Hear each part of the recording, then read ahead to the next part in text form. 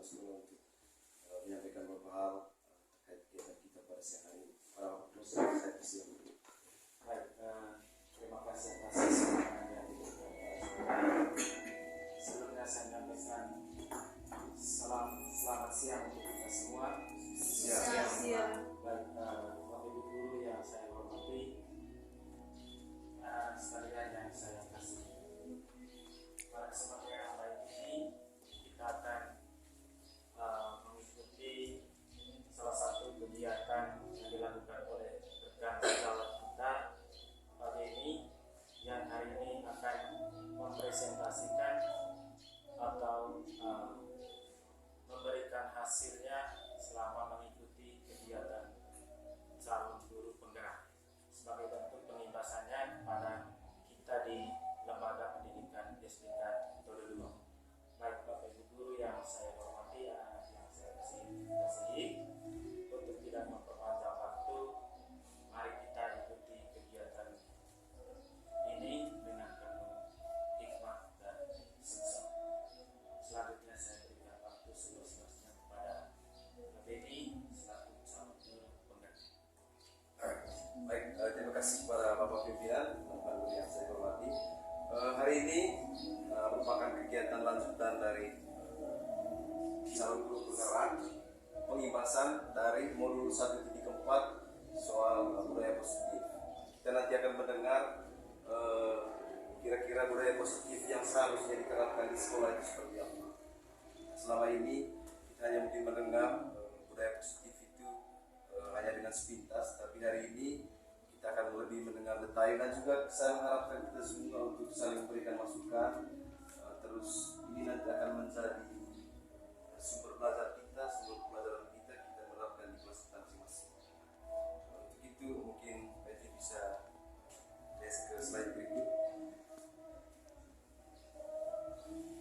Oke, salam dan bahagia. Oke, lanjut.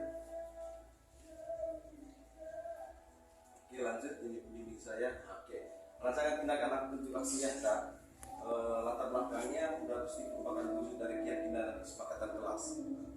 Terus yang kedua, tujuan kita menemukan budaya positif kelas di sekolah dengan meyakinkan nilai kebijakan desa sesuai dengan karakter pelajaran Pancasila.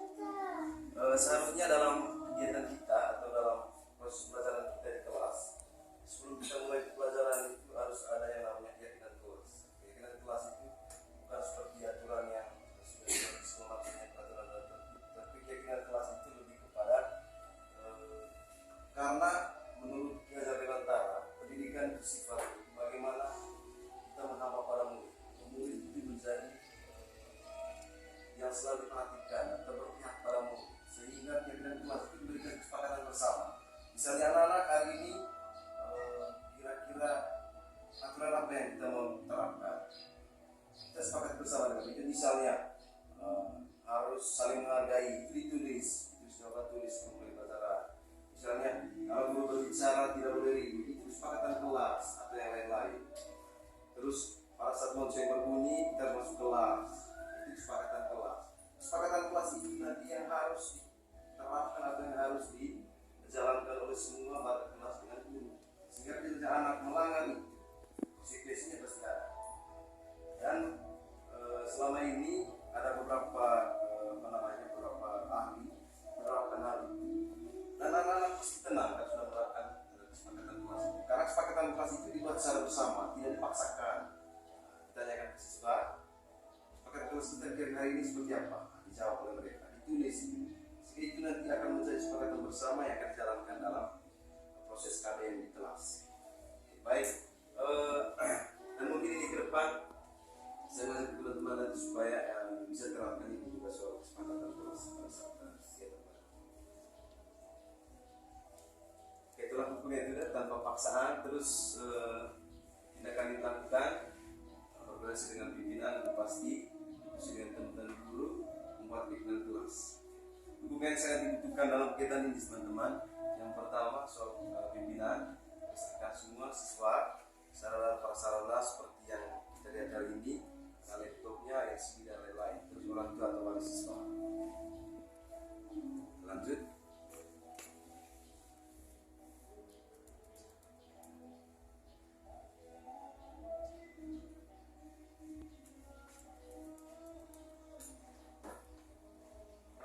Oke, mungkin saya bisa ini pertanyaan Pak Mati. Kira-kira makna budaya positif dan penerapan positif yang telah diterapkan seperti apa? Mungkin ada bisa menjawab. Kira-kira budaya positif itu seperti apa? Disiplin, berarti disiplin. Oke. Apalagi mungkin ada frase kira-kira budaya positif itu apa? Yang dimaksud dengan budaya positif. Disiplin lebih kepada soal kedisiplinan. Disiplin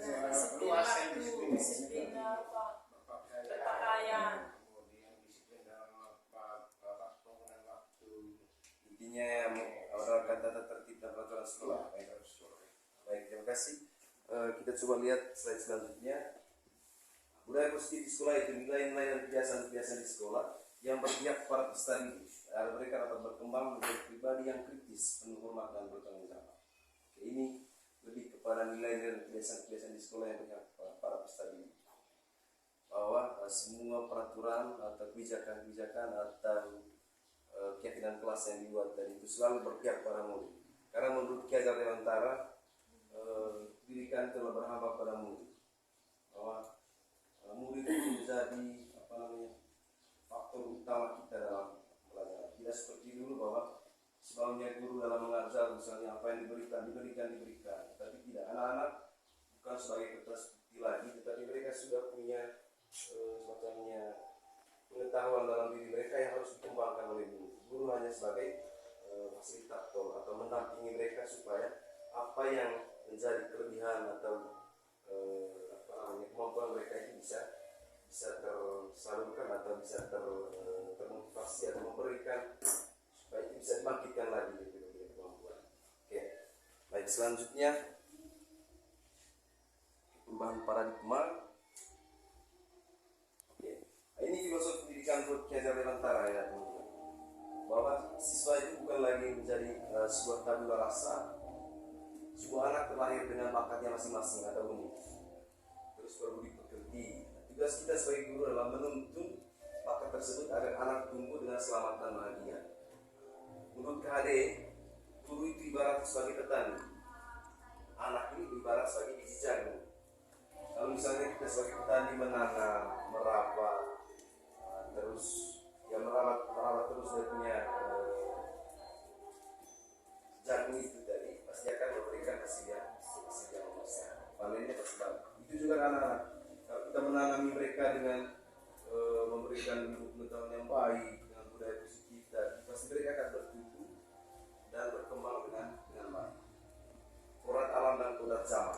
Kodrat alam itu anak sudah dilahirkan dengan kemampuannya masing-masing. Kodrat zaman itu bagaimana zaman ini, zaman yang berkembang. Misalnya barang-barang ini, kita kan lahir punya kemampuan masing-masing, tapi karena dengan perubahan zaman, perkembangan zaman, anak-anak ini bisa melatih atau setidaknya bisa beroperasikan barang-barang seperti ini karena itu didampingi atau dibimbing oleh kita sebagai seorang guru. Jadi tadi pokoknya tugas guru hanya menuntun bakat tersebut agar tumbuh dengan selamat dan bahagia. Terus berpihak pada anak, selalu berpihak pada anak, selalu terus kebijakan dan arah-arahan pelajaran kita itu selalu berpihak pada anak.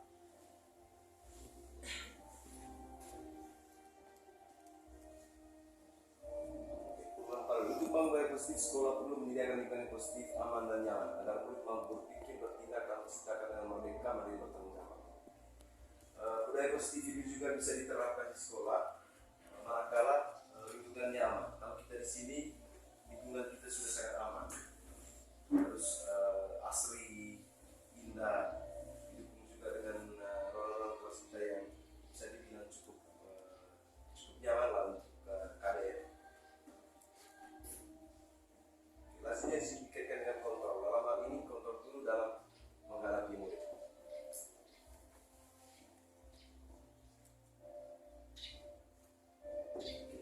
Ini perubahan paradigma teori kontrol, ilusi kontrol. Pemaparan Dr. William Lesser tentang paradigma teori kontrol. Ilusi guru mengontrol murid.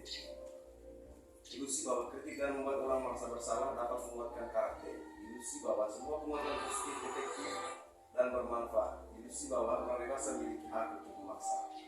Ini ilusi yang disampaikan oleh Dr. William bahwa guru itu sebagai pengontrol.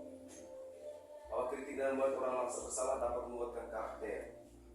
Ini nanti dalam materi materi restitusi. Orang menguatkan seseorang itu dengan proses restitusi, menguatkan merasa bersalah.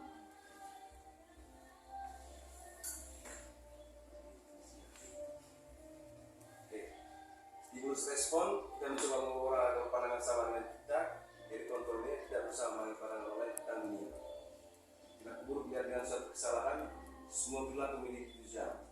Kita selama ini pasti sering teman-teman melihat perilaku seorang anak sebagai perilaku yang itu adalah suatu kesalahan, tetapi dari kontrolnya. Semua perilaku itu tujuan. Anak-anak seusia mereka ini, apa yang mereka lakukan itu pasti punya tujuan. Misalnya dalam usia mereka tujuannya apa, mereka punya perilaku yang misalnya untuk diperhatikan, terus ke latar belakang keluarga mereka atau seperti apa. Sehingga menurut Gajar Dewantara, pendidikan itu kelakuan anak itu bukan hanya dia sebagai ini kelakuan anak yang ini buruk sekali, ini jahat sekali, tapi sebagai seorang guru kita melihat kira-kira anak ini tanpa jadi seperti ini. Banyak hal yang dilihat, misalnya kita harus belajar kita punya latar belakang orang tua kah, anak sendiri kah, mungkin dari segi kemampuan dia, sehingga segala perbuatannya itu buruk dia sebagai kesalahan, tapi dikontrolnya semua perilaku itu memiliki tujuan tersendiri dari anak tersebut. Saya bisa mengontrol orang lain, Anda tidak bisa mengontrol orang lain. Pemaksaan anak pada satu rujukan gagal. Mulai berpikir menang atau kalah, mau berpikir menang mana. Itu yang kontrol. Oke, apa makna disiplin? Kira-kira menurut teman-teman makna disiplin itu seperti apa? Anak-anak, disiplin. Makna disiplin, kira-kira Membawa orang itu ke hal-hal yang positif. membawa orang-orang akan ke hal-hal yang positif. Mungkin anak-anak bisa disiplin. Bagaimana menerapkan aturan sekolah?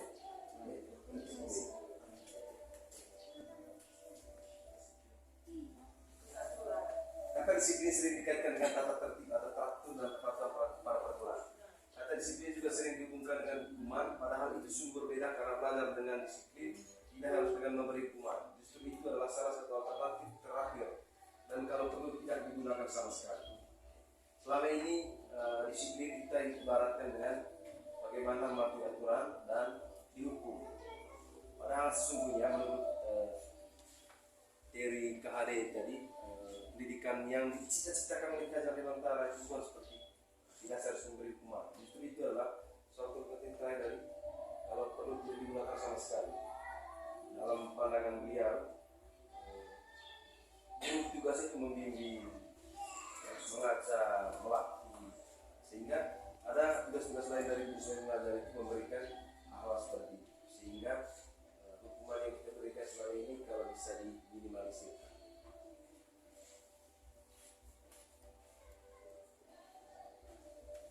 Gajar Dewantara mengatakan bahwa untuk mencapai kemerdekaan atau dalam konteks pendidikan kita saat ini, murid yang merdeka syarat utama adalah harus ada disiplin yang kuat. Disiplin yang dimaksud adalah disiplin diri, memiliki motivasi internal.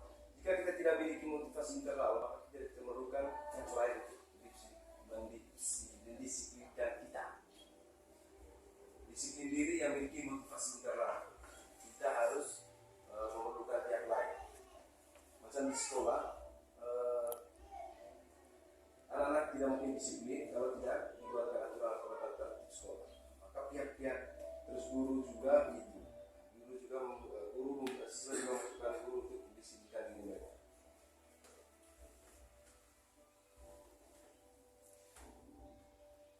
Teori motivasi perilaku manusia untuk hindari ketidaknyamanan hukuman itu adalah motivasi eksternal, motivasi dari luar. Untuk mendapatkan imbalan dari orang lain, ada pertanyaan apa yang saya dapatkan apabila saya melakukannya, itu motivasi eksternal juga. Terus untuk menghargai diri sendiri menjadi sesuai harapan kita dalam motivasi internal atau tujuan disiplin positif. Saya akan menjadi orang yang seperti apa bila saya melakukan. Ini adalah karakter atau motivasi perilaku manusia yang pada diri kita juga pasti merasakan ini. kira saya misalnya yang terakhir adalah tujuan dari situ positif itu, saya akan jadi orang seperti apa bila saya melakukan seperti itu.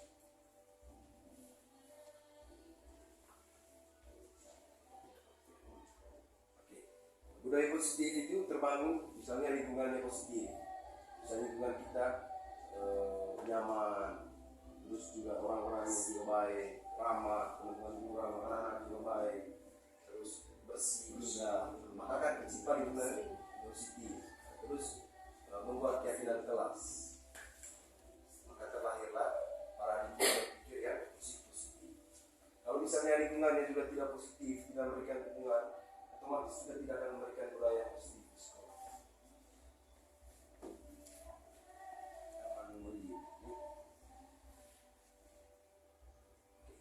Seperti yang saya ceritakan sebelumnya dari soal keyakinan kelas.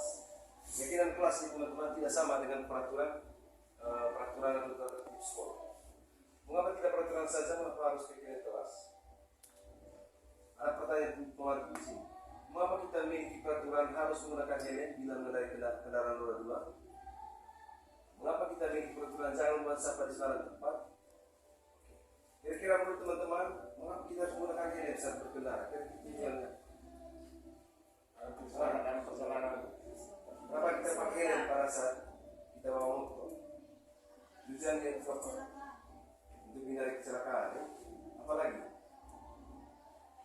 tujuan Mengirim kepala dan kecelakaan, nyaman, ya? Terus mengapa kita milih peraturan jangan membuang sampah di sembarang tempat?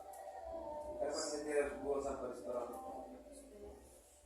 budaya bersih. Ya, supaya kita bersih, lingkungan kita bersih, nyaman, ya? Oke. Lanjut kita lihat.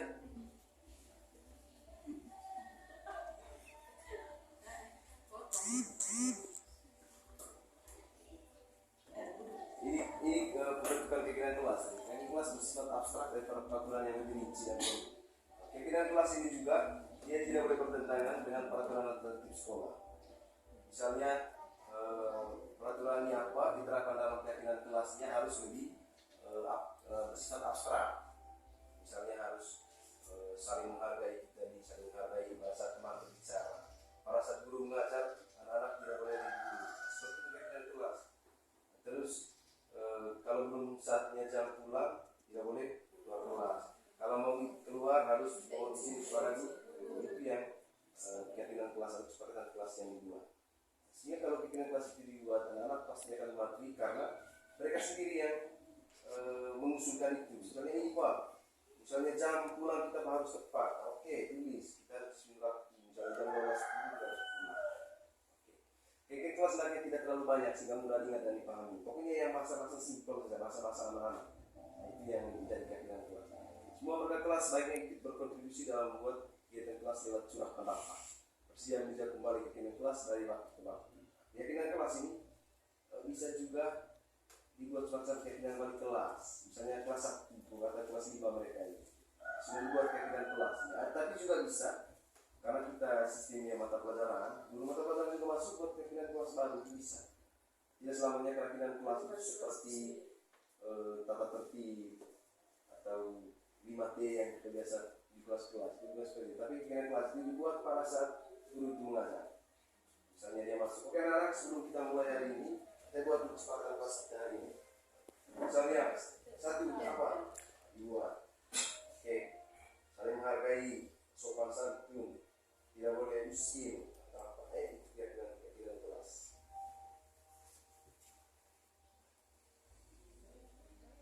Oke, ini peraturan di sekolahnya keyakinan kelas atau nilai basikan yang disitu. Misalnya selalu kembalikan buku ke tempatnya. Keyakinan kelas ini adalah buat tanggung jawab. Dilarang mengganggu orang lain. Keyakinan kelasnya menghormati orang lain dan diri sendiri. Hadir di sekolah yang sebelum pelajaran dimulai, menghormati orang lain, komitmen pada tujuan atau berkomitmen. Terus dilarang melakukan kekerasan. Nilai kebajikannya yaitu keselamatan dan menghormati orang lain. Dilarang menggunakan narkoba, itu kesehatan. Pergantian atau giliran, menghormati orang lain atau kesalahan. Mengakhiri itu menguji dalam kesalahan. menggunakan masker untuk kesehatan dan Selamat.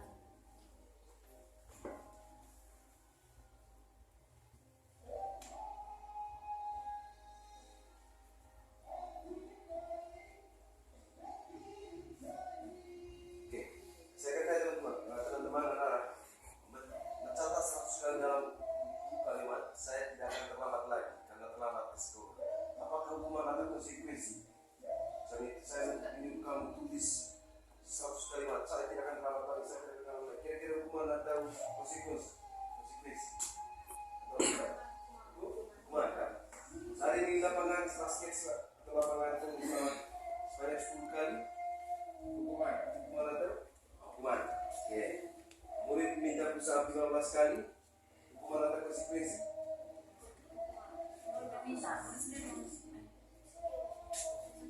Konsekuensi ada hukuman.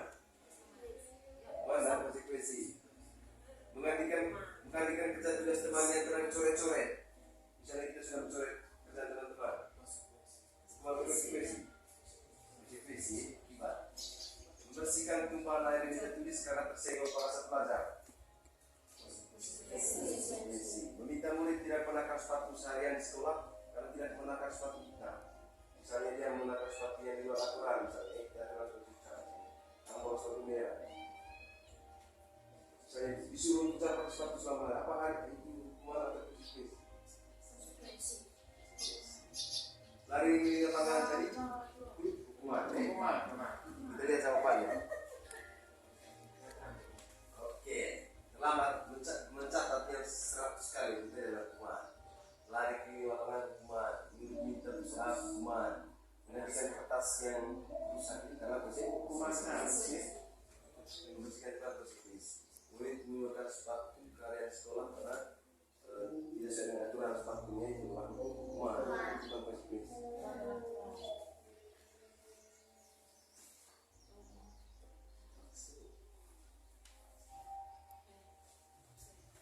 Kalau perbedaan hukuman dan konsekuensi, sesuatu yang menyakitkan harus terjadi. Kalau di konsekuensi adalah sesuatu harus terjadi. Buat anak sakit fisik maupun hati jangka waktu lama itu adalah hukuman. Tapi di konsekuensi buat anak tidak nyaman dalam jangka waktu pendek. Misalnya dalam 5 menit saja dia tidak nyaman. Tapi tidak memberikan dia sakit hati yang berkepanjangan. Anak membenci kedisiplinan, anak menghargai kedisiplinan itu yang berdampak pada konsekuensi. Hukuman kepaksaan, tapi di konsekuensi adalah stimulus atau tanggapan. Mendorong anaknya diri sendiri, hukuman, tapi di konsekuensi mendorong anak agar mudah menyesuaikan diri. Konsep diri yang buruk di hukuman, tapi di konsekuensi adalah konsep diri yang baik. Terus di hukumannya anak belajar untuk menyembunyikan kesalahan, tapi di konsekuensi anak belajar untuk mematuhi merasa marah, merasa bersalah, dipermalukan, merasa tak dihargai. Itu di hukuman. Tapi kalau di konsekuensi akibatnya adalah kehilangan bukan akibatnya, tapi lebih kepada kehilangan juga tidak nyaman, diasingkan untuk sementara. Tapi itu utama. Misalnya di lingkungan sekolah, dia merasa tidak nyaman, misalnya contohnya yang guru mengerjakan kertas yang teman-teman, dia merasa tidak nyaman. Sekarang dia sudah keluar atau teman, tapi itu sifatnya sementara, bukan seperti hukuman.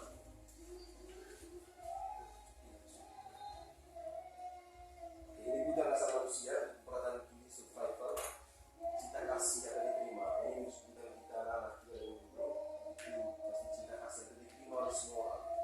Terus penguasaan, bagaimana guru yang sifatnya mengatur anak, anak-anak itu dalam pembimbingan dan seterusnya mereka. Terus kesenangan, anak-anak kesenangan.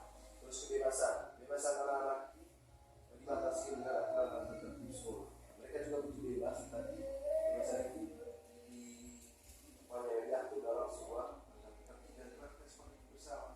Atau kebebasan mereka itu dibatasi dengan keyakinan kelas yang sudah kita sepakati bersama. Kita mau bebas, tapi melihatkan juga perhatikan juga dengan hak orang lain.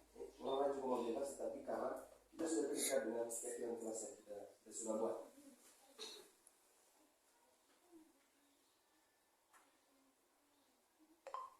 kasus Ibu Ani, guru kelas SD KDG itu sedang bingung menghadapi ulah salah satu murid di kelas.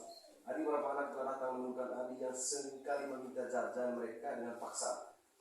Si Adi ini nakal sekali, dia sering meminta jajan ke orang, paksa tuh.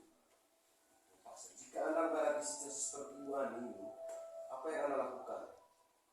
Kira-kira Adi melakukan itu, kira-kira mungkin ada gambaran dari kita. Kira-kira dia melakukan itu karena teman-teman mungkin kalau kita dalam peristiwa di sini ada anak yang bernama Adi tadi. Dia sering sekali di kelas memaksa orang punya jajan, ambil, dia paksa ambil.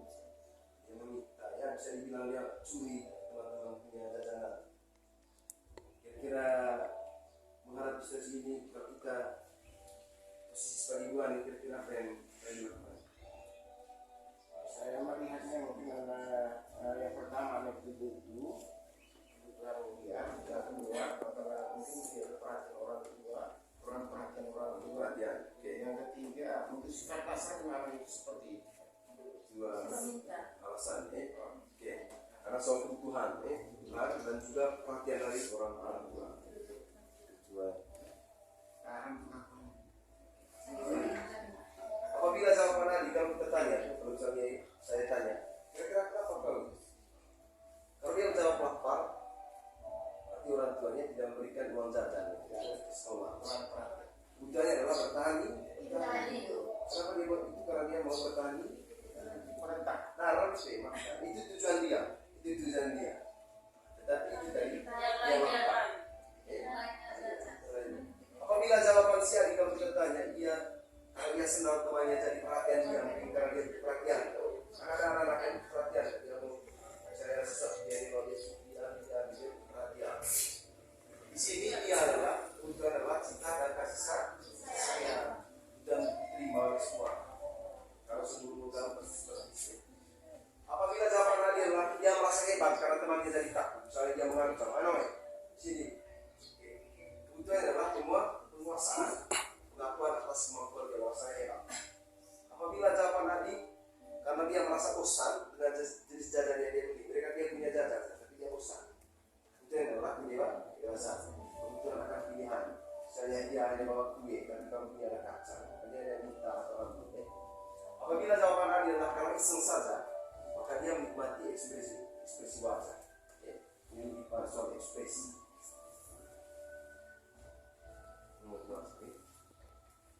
Oke, 5 posisi kontrol, penghukum, pembuat merasa bersalah, teman tahu dan manajer. Oke, identitas gagal, identitas berhasil, identitas berhasil atau sukses. Oke, restitusi. Saya ke poin terakhir. Restitusi ini adalah bagian dari proses pembelajaran. Restitusi. Proses menciptakan kondisi bagi murid untuk memperbaiki kesalahan mereka sehingga mereka bisa kembali pada kelompok mereka dengan karakter yang lebih kuat. Bagaimana guru memperbaiki persoalan anak tadi supaya dia kembali lagi ke masa kelompoknya itu dengan karakter yang lebih kuat. Dia tidak merasa minder, tidak dibully kok. Karena selama ini dia sering membuli, karena ada kesalahan, dia sering membuli. Dan ini. Tapi restitusi di sini adalah menciptakan kondisi yang memperbaiki kesalahan itu supaya dia kembali ke kelas dengan merasa tidak ada apa nyaman. Itu yang dimaksud dengan restitusi. Oke, ciri-ciri restitusi adalah bukan untuk menebus kesalahan, namun untuk belajar dari kesalahan, memperbaiki hubungan, tawaran bukan paksaan. Oke, restitusi menuntut untuk melihat ke dalam diri. Restitusi fokus pada solusi.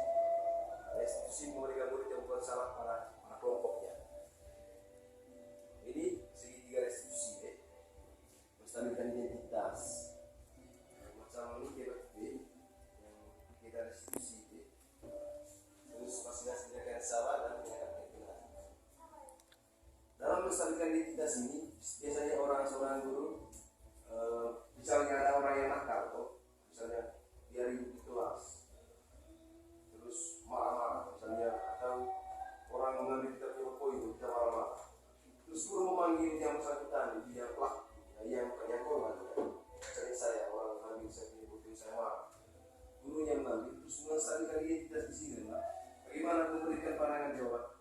Misalnya dikir, itu manusiawi kalau guru saya juga dulu waktu kecil.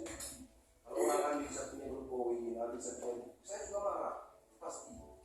Itu namanya pendidikan ini standar. Bahwa murid ini merasa bahwa oh benar, saya jadi bersalah kalau saya marah. Itu manusia. Tapi kita validasi tindakan yang salah ya. Kamu punya alasan apa melakukan hal itu? Saya tanya, oh saya juga dulu kali kalau orang ambil sekian poin saya pasti marah sekali, atau ambil sekian poin saya pasti marah. Kita tanya lanjut, kira-kira alasan kamu itu apa? Kira-kira apa?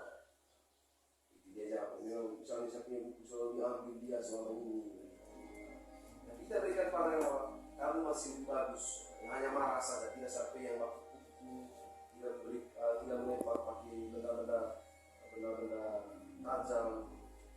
Itu yang membuat dia pulih dan dia punya emosional. Terus menaikkan keyakinan ini kembali ke kesepakatan itu tadi. Kesepakatan kelas kita sudah dua. Tidak boleh di dalam kelas, tidak boleh misalnya tidak boleh saling mengambil buku atau poin dari teman-teman. Itu keyakinan ditanya. Oke, kalau gitu kalau marah itu kan tidak, itu melanggar keyakinan kelas. Iya, itu misalnya keyakinan kelas yang saya langgar adalah saya tidak menjaga keterangan ketertiban dalam kelas. Saya di kelas itu keyakinan yang dilanggar. Sebenarnya apa dia saya dilanggar saya masih. Oke, itu adalah sepintas tentang restitusi ya, segitiga restitusi. Ini penerapan segitiga restitusi yang saya lakukan dengan P gitu ya. Oke, itu saja ya. Nah, itu beberapa tahapan atau konsep pembelajaran dari modul KHD, modul 1 tentang restitusi. Bahwa menurut KHD itu anak itu adalah bukan tabula rasa. Dia sudah dilahirkan dengan memiliki kemampuannya tersendiri-sendiri. Hanya tinggal bagaimana mendidik, terus mengajarkan mereka dan meningkatkan kemampuan-kemampuan itu. Walaupun dalam sekarang kurikulum sekarang ini kan menginginkan bahwa guru menyiapkan materi sesuai dengan karakter anak. Bahwa guru menyiapkan materi sesuai dengan karakter anak. Ini modul yang kami akan pelajari ke depan soal pembelajaran diferensiasi. Misalnya ini punya karakternya seperti apa. Dalam pendidikan seharusnya kita harus mengerti bahwa dia begini, dia materinya yang ini, bahwa dia ini, materinya yang itu. Tapi pertanyaannya, bisakah kita menyesuaikan hal seperti itu dengan kondisi waktu yang sangat-sangat bebas, terus dengan lingkungan anak dan juga latar belakang anak yang sangat bervariasi bagi kita. Terus penilaian kita nanti akan sangat berbenturan dengan waktu. Misalnya kita sambil beri nilai dengan waktu yang sambil berjalan. Nah, itu yang menjadi tantangan buat kita. Mungkin itu saja dengan diskusi kita hari ini. Terima kasih. Mohon maaf tadi sebelumnya saya tidak ada espriki. Sebenarnya itu dia awal dengan espriki. Karena tidak salah baca espriki dari dalam ketika goyang-goyang karena jam sekarang dia mungkin goyang-goyang. Apalagi kalau yang esprikinya pakai gas. Karena kami selalu espriki seperti pakai gas.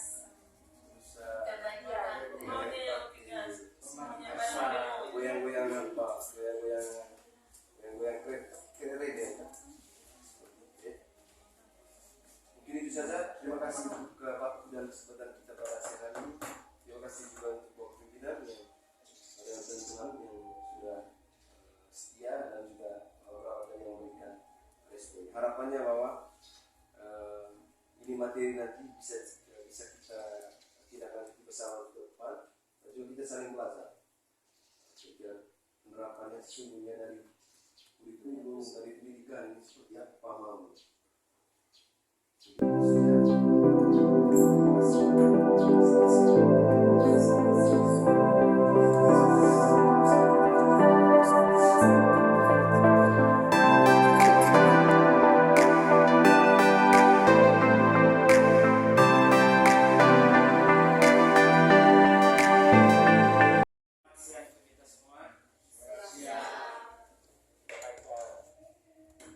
Terima kasih atas atensi dari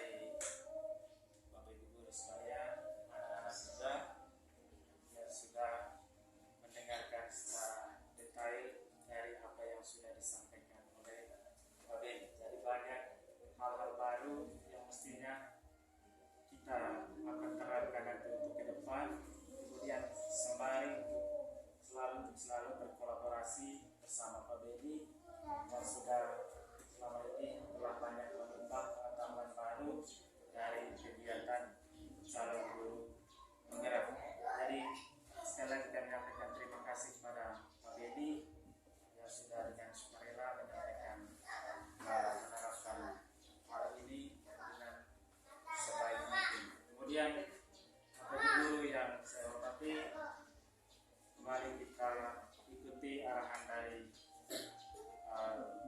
Bapak pendidikan kita di Hajar Dewantara bahwa guru harus berhamba para murid. Jadi itu kira-kira poin yang penting yang disampaikan oleh Pak Dedi yang perlu kita terapkan untuk beberapa waktu ke depan. Kemudian